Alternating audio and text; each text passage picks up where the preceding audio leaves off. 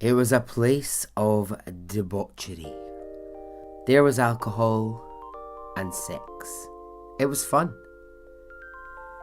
It was a wild, wild place. She was amazing. She was charming. The alcohol flowed and the fun never stopped. Ah, little Eva's place. Ah, little Eva. Welcome to Extraordinary Stories Podcast.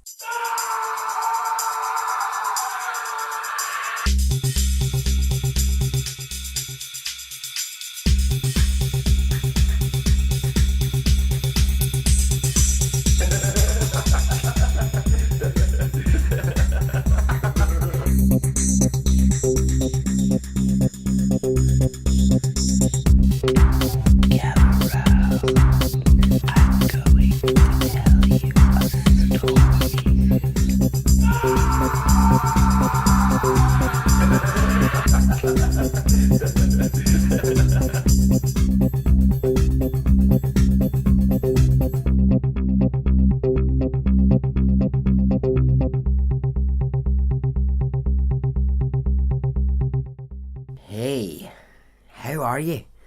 Are you well? Are you good? I am. Thank you very much if you got in touch about the last episode and the Campbellford cameo. Lots of you got in touch to say how much you liked it, how much you enjoyed hearing Campbell's voice on the podcast. I very much did myself. Best feedback was this. And I'll keep you anonymous because I'm not taking the piss, but it really made me laugh. The best feedback I got was an email that said, "Hey Barry, I really loved the Welsh guy that you had on your podcast." Welsh? Last time I checked, Campbellford was as Australian as they come. He's give me a tin of Castlemine 4X, mate. Like, he's proper Australian. That wasn't. But he is. But Welsh did make me laugh. The person who sent me that email, I sent an email back and we laughed about it. So I'm not taking the piss, but it just really made me laugh. Well, thank you. Thank you if you got in touch about that episode. Okay, very quickly, the shout outs and then on with the story. Okay, first shout out goes to someone who I met just tonight. Someone who listens to the podcast, is from Glasgow but lives in Canada. Zane. Zane. I got to meet Zane tonight very quickly, very briefly. We had a bit of a catch up. She was in Glasgow. She said, "Can I meet you? We can have a quick chat." Yep, I did. It was really nice. So, Zane, it was really lovely to meet you. You and your sister Ilona, really lovely to meet you both. Hello to Julian Swear. Hey Julian, thanks for your contact. Thank you for getting in touch. Nice to hear from you. Hi to Trees Riley Saba. You guys love to give me a complicated name to try and get my head round. But Trees Riley Saba, hello, how are you? And Kayla Griffiths. Hey Kayla, lovely to have you in the Facebook group. Thanks very much for being there. Okay, that's the shout outs. On with the story. It has this short story. It has all the ingredients that we love. It has greed. It has deception. It has a wild central female character. Are you ready? Okay, let's go.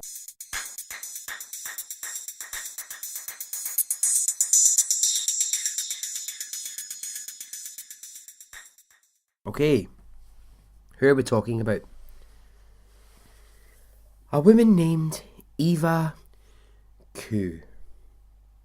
And before I continue, her name is spelled Eva, E-V-A, Q-C-O-O.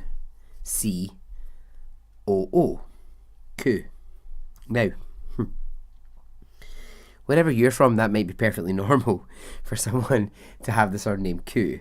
But if you're Scottish, which I am, I'm not sure if you've noticed, but I am Scottish, and in Scotland, a lot of people will use the word coo for cow. So you'll say, aye, the coo's in the field. Where does milk come from? Comes from a coo. So every time I say this woman's name, Eva Coo, in my head, I'm hearing it as Eva Cow. It's very strange. Anyway, that aside, that's just a silly Scottish thing. Eva was born Eva Curry in Ontario, Canada, and moved to Toronto as a teenager. She moved away from her family almost as soon as she could. And at age 18, she met William Koo and they moved to New York. And this was 1921 at this point. Now, her marriage to William Koo, it didn't last long. And they soon split up and she was a free woman. Here's the thing to know about Eva. Eva was determined. She was ambitious. She was hungry for success and money. Once Eva had left her family as a teenager, she ditched them. She just ditched her family and she would never really see them again. Split up from her first husband, ditched them, gone. No more contact. So she's in New York and it's the time of Prohibition. And in New York, it was hard to get a drink if you wanted a drink at that time. So what did Eva do about this? Well, she opened a speakeasy. She opened a little place in New York, a secret little hidden place away, off the main streets, somewhere down a wee alley. And it began to do really, really well. Very well. This place was very popular. She had lawyers, judges, police, railroad workers, shopkeepers. Everybody was flooding into what was called Little Eva's place. So she was making brilliant money at this point. Her little secret hidden bar was making her a fortune. Now, Little Eva's place, it also had a number of what were called hostesses. And it's never really been cleared up whether or not these were actually sex workers. It's never really been proven, but it's never not been proven. And people will say adamantly, yeah, everyone knew that Little Eva's actually was a speakeasy stroke brothel. Now, no one's ever really, been able to actually give us hard, cold evidence to say it was. But I think it was widely known that, yes, some sexual activity took place in there, and Eva, as the owner of this place, was very much in charge of all of that. Now, remember I said this, she's ambitious, and she always wants more. She wants more and more and more all the time. So by the age of 45, her speakeasy is doing incredibly well. She has a huge number of staff working for her. She's got a nice house for herself. She's got 2 cars. And during that time, owning 2 cars was pretty extravagant. Not everybody was owning 2 cars. Some people couldn't even afford 1. And here was Eva with 2. So she is raking in the cash. With all of the hostesses and all of the people really that she employs in the speakeasy, she's very generous to them. She pays them good wages and she offers to pay into life insurance policies for them on top of their wages. So, yeah, okay. She's this really great, big, kind of vivacious woman. You know, she's one of these, everyone knows Eva Koo. Everyone's like, oh, it's Eva's place, let's go down there tonight. We'll get a chat with Eva. She's outgoing, she's funny, she tells stories, she's that kind of personality. Now, of all her employees, there are two that we need to focus in on, because there are two people whose life will change forever because of Eva. The first person to note is a woman called Martha Clift, and she'd worked for Eva for many years, since she was a teenager. She worked for Eva behind the bar, so she was serving drinks in the speakeasy, and her and Eva, they'd become quite good friends. Martha was much younger. She was in like her sort of mid-20s, but she'd come to Eva basically as a teenager, a little bit in trouble. She'd fallen pregnant and she didn't have a husband, and she needed a job, and Eva took her on and was like, fine, I'll give you a job behind the bar, you can come work here, I'll pay your wage. So the two of them, they developed a really strong friendship. No one knows, again, a bit like the hostess thing, no one knows to this day if actually Eva and Martha possibly might have been in a sexual relationship. No one knows if those two women were actually sleeping together. It's never clear, but there were reports of people at the time were adamant that, yeah, these two women are definitely sharing a bed. Absolutely. So Eva was 45 at this point, and I think Martha was about 22. And it's perfectly possible that they might have had a sexual relationship. So among her other employees was a man called Harry Wright, or, get this, Gimpy, as he was known. Oh, God. Gimpy. Yes, Gimpy. Because Harry had been born with a problem with one of his legs, and it made the way that he walked a little bit strange. So he walked with this kind of like limp. And, being the nice kind 1921, his nickname was Gimpy. Nobody ever called him by his own name. That's just what they called him. And he worked for Eva as a handyman. So he worked in the speakeasy fixing anything that needed fixed. He, looked after the grounds. He looked after the exterior of the speakeasy. And he just did bits and bobs and whatever needed done. I'm not going to call him Gimpy. I just can't do it. I don't like it. I'm going to just call him by his name, which was Harry. So, Harry the handyman. That's who he is. Okay? He's not getting called Gimpy, I can tell you that. So he was doing all these things. He's doing all these different jobs, and he's in like his kind of mid-50s. And so, he gets to know Eva quite well. And Eva learns from Harry, the handyman, that actually he has quite a lot of money in the bank. Now, he's working as a handyman because he's just one of these guys in life who likes a task. He likes a project. He likes something to work on. But actually, he's got a fair whack of money in the bank. And that money has been handed down to him through losses in his family. So his parents left him the money that they had behind. His grandparents left him money. And so, he had a good sizable amount of cash. But he didn't really want to give up work. So he's taken on the job working for Eva as a handyman. He told Eva all of this one night over too many whiskies at the bar. That was the problem. He'd let it all flow out, one too many whiskies, and suddenly he's telling her all about his finances. My God, the disaster. Can you think the things that we tell people after too many drinks? It's a disaster.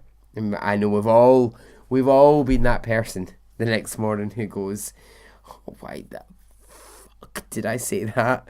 What the fuck was I thinking when I said that? Why? Or, do you know what I find increasingly funny? Is people who are like, why did I put that on Facebook last night? Oh no, I was on, or like, I was on Twitter and I was really drunk and I shouldn't have said that thing. Because that's easy. So easy to do now as well. I suppose, at least with social media, you can delete it. You can't really delete the conversation that you've had in a pub with someone where you've told them something that you shouldn't have told them. Anyway. So, he's the handyman. Martha's behind the bar. One night Harry has, again, just that one too many whiskies. And this time he tells Eva that actually he's blown through nearly $2,000 of the money in his bank. And he doesn't know how he spent it. Well, mate, I'm going to guess it's maybe whiskey. Is that maybe where you're spending it? Now, Eva with absolutely no right to feel this at all. Harry's only her employee. She is furious that he has spent so much of his savings. Why is she furious? What's it got to do with Eva? Why would she care? Well, I'll tell you. Eva Koo, she had her eye on Harry's money. She wasn't sure how, but she was quite sure that in the future, somehow, she would make Harry's money her money. Conniving. Conniving, I think, is the word to describe Eva. She's a conniving wee coo. So now, another character for you to know in this story, and this is annoying. It's Eva's boyfriend, and he's also called Harry. So as well as Harry the boyfriend, we've got Harry the handyman. Now, I'm sure we can all handle double Harry. But for ease, I will refer to the boyfriend as Eva's lover, and we'll leave Harry the handyman with his name, because it's just going to be easier for everyone. So Eva's lover, he worked in banking. Oh, of course he did. This money-driven woman. Of course he worked in banking. So she is really, really pissed off that her handyman is blowing through his money. And she is such a good manipulator of people that she gets her lover to start drawing up life insurance policies on Harry the handyman. Oh God. Eva knows that Harry has at least $10,000 in a bank account. And although he's just an employee, she's got no other connection, she wants that cash. And so here is what she does. She gets the life insurance policies drawn up. 3 of them. Then she hatches a plan. What is the plan? Well, it's to kill Harry, the handyman. How will she do it? Well, she's planning to make it look like a hit and run accident. She plans to lure Harry out somewhere into the grounds of a deserted property or a country road, where she will kill him. Where she will cash in on the life insurance and walk away. No doubt singing "Money, money, money" at the top of her voice. But she's going to need help, she decides. So do you remember Martha? Martha, who I mentioned earlier. The possible, maybe they're having sex or they're not having sex employee at the speakeasy. Well, Eva decides that she's going to get Martha involved. She tells Martha, there's money here. There's money to be made. She says, come with me when I take Harry on the trip, which will actually be to his death. Martha agrees. Oh, Martha. Oh, I wish she'd said no. So Eva tells Harry that she needs him to come and look at some shrubs and some flowers that are growing nearby that she isn't sure about. She tells him she's worried that they might be poisonous or they might be weeds, and that actually they may grow towards her gardens of the speakeasy, and she doesn't want that. So it's a bullshit excuse. I mean, it's an absolutely terrible excuse. But Harry falls for it, and he goes, yeah, okay, that's fine. I'll come with you. So Eva, Martha, and Harry, they go on a short trip. They get to the supposed shrubs and plants that are supposed to be looked at. And Eva says, okay, let's all get out of the car. They get out. Harry sort of walks ahead. He starts looking around and he's looking for these shrubs. Eva takes out a mallet, a wooden mallet, and she strikes Harry over the head. Not once, but 3 times. And he falls down to the ground. Martha's in shock at this point. Now, although she knew the plan was to kill him, she's now seeing it. She's now seeing this happen and she's really shocked. Eva goes down to the ground to Harry's body just to check that he's dead, and shit, there's a problem. He's not dead. He's still breathing. He is still breathing. Now, Eva, the mastermind behind this event, you think now, at this point, she would be the one to finish Harry off, the one to actually kill him. But no, she's conniving. She's manipulative. She's a fucking devil woman. That's what she is.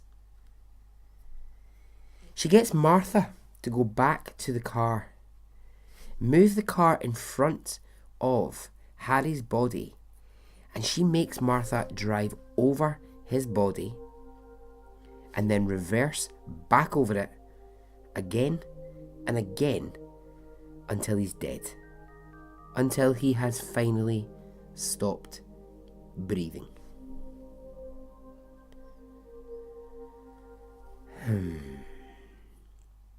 if you were Martha in this situation, I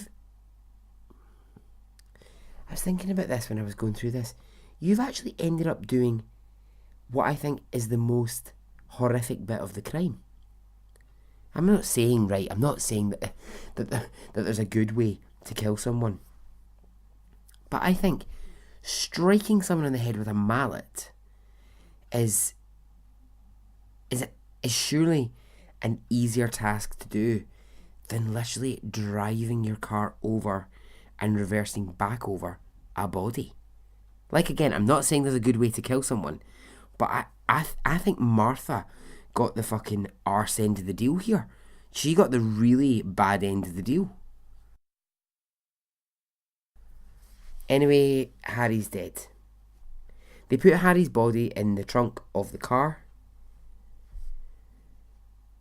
They drive back to near Little Eva's place. And I don't really think this is the brightest move anyone's ever made. They dump his body in some, bushes 100 metres away from Little Eva's speakeasy. I mean, talk about trying to invite suspicion. Why go to all the lengths of creating an elaborate plan to kill someone, which really wasn't that elaborate anyway in the first place? But anyway, going through all that and then not thinking through where they were going to put the body, I don't know, it doesn't make any sense to me. Days later, Harry's body is discovered. Police immediately declare it a murder. The head wound is an immediate giveaway. They don't believe that he's just been run over. They see the tyre marks on him. They know that that's what's killed him, but they're also like, he's got 3 massive strikes to his head. And that says that happened before he was run over.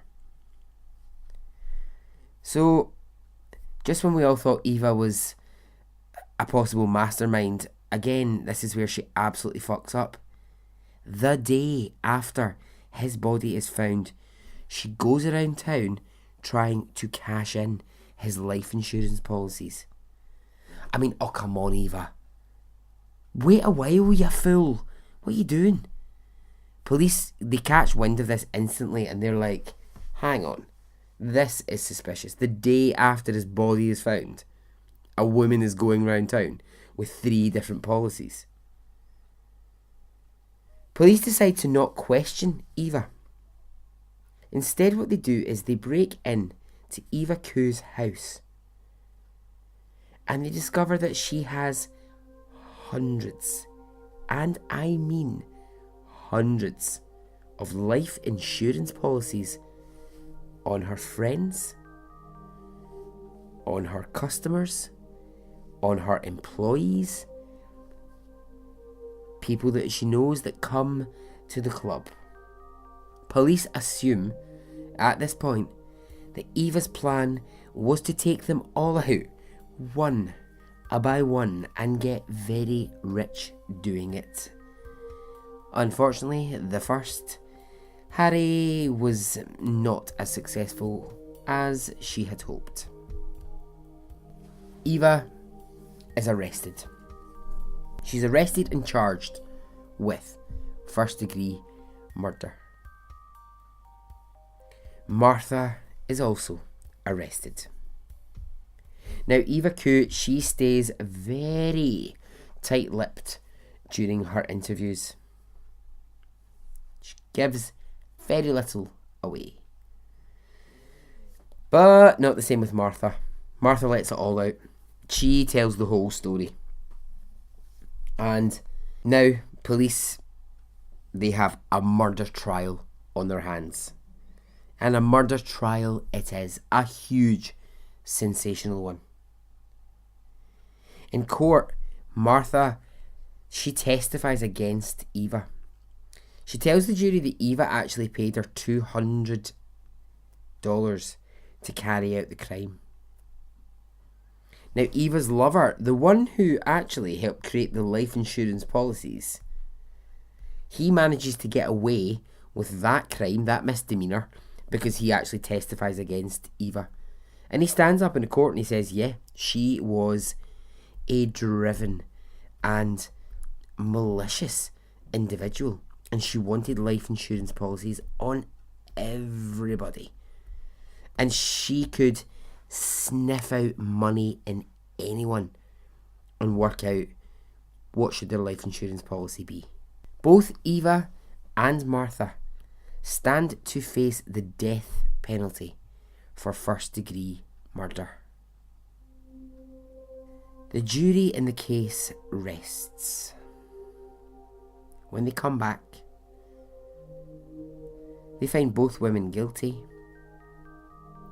but the judge hands 2 very different sentences. Martha is given 20 years in prison for her involvement in the crime. The judge and the jury, they feel that Martha was coerced into it by Eva. The judge, not so lenient on Eva Ku. She is sentenced to death by electric chair. Eva goes back to prison. She awaits her fate. And on the 28th of June 1935, Eva Ku was led into the electric chair chamber. She was accompanied by 2 matrons from her prison, and her last words were, "Goodbye, darlings." And then the electricity started, and minutes later, she was dead. The body of Eva Ku was buried in a cemetery near her speakeasy in New York, and the only people in attendance at the burial were the 2 matrons who'd watched her die and a priest. No one from the speakeasy no friends, no family have ever visited Eva Ku's grave. And so ends the story of Eva Ku.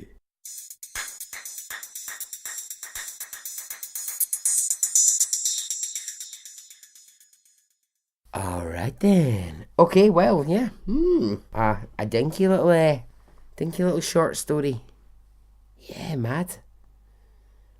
I feel sorry for kind of anybody who ever came into contact with it, because I think, fuck's sake, you were immediately a victim if you just happened to come into contact with this woman. But also it's that interesting thing of going, she was offering a service, she was offering something during Prohibition that people wanted. She was selling alcohol, she was offering a good time, she was doing all of that. So as much as she made some idiot mistakes with where she buried the body and how she actually attempted to kill someone, she made some quite smart decisions in her life. I'm not saying that in any way of admiration, I just mean she wasn't an entire idiot, but she could have been smarter about other things. Yeah, okay. Get in touch. Let me know what you thought of Eva Ku. Yeah. When I was researching this, I thought, do you know what I'll do? I'm just going to Google very quickly the name Eva Ku, right? I'll just Google it really quickly because it's possible that there might be, a link to some other information or something interesting. And I was really shocked to find all these references to Eva Ku, Eva Ku, Eva Ku coming up. And I was like, oh, what the hell is all of this? And I was like, great. I'm going to find all this information. Turns out I was completely wrong. 100% wrong. And I just kept seeing tweets where people were writing things like, was it ever Eva Ku to listen to the Black Eyed Peas? Is it Eva Ku to leave your boyfriend hanging in a club somewhere? I was like, is it Eva Ku to ever... Right, okay, it was like, great, okay, get myself on the old Urban Dictionary, down with the kids. Go to Urban Dictionary and discover that actually the exact same spelling as this name, Eva Ku, is like cool young speak for ever cool. So you're shortening ever to Eva, and you're shortening cool, you're just taking the L off the end of it. So was it ever, it's so stupid. Was it Eva Cool to leave your boyfriend in a club? I just find that because I've never heard anyone actually speak those words out loud. It just sounds stupid to me. That just sounds ridiculous. Why would you not just say ever cool? I'm sorry if that makes me sound like really stupid, but why would you not just say, was it ever cool? I don't get why you would shorten it to this. Anyway, that was it. I thought I had discovered all this wonderful information about Eva Ku. Turns out I just was missing out on the youth slang. I wasn't quite down with it. Yeah. Okay.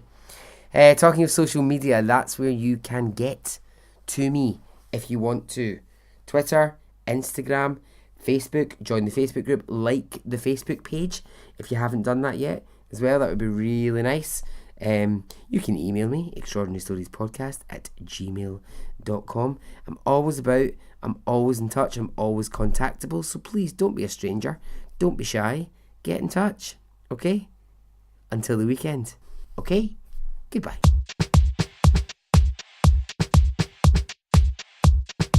It didn't affect me really one way or the other.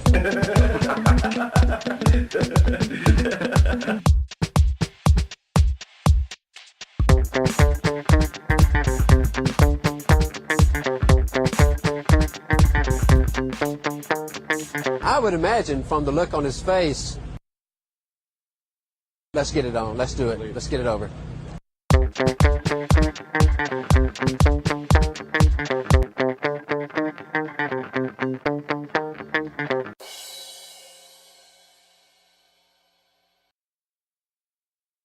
Let's get it on, let's do it, let's get it over.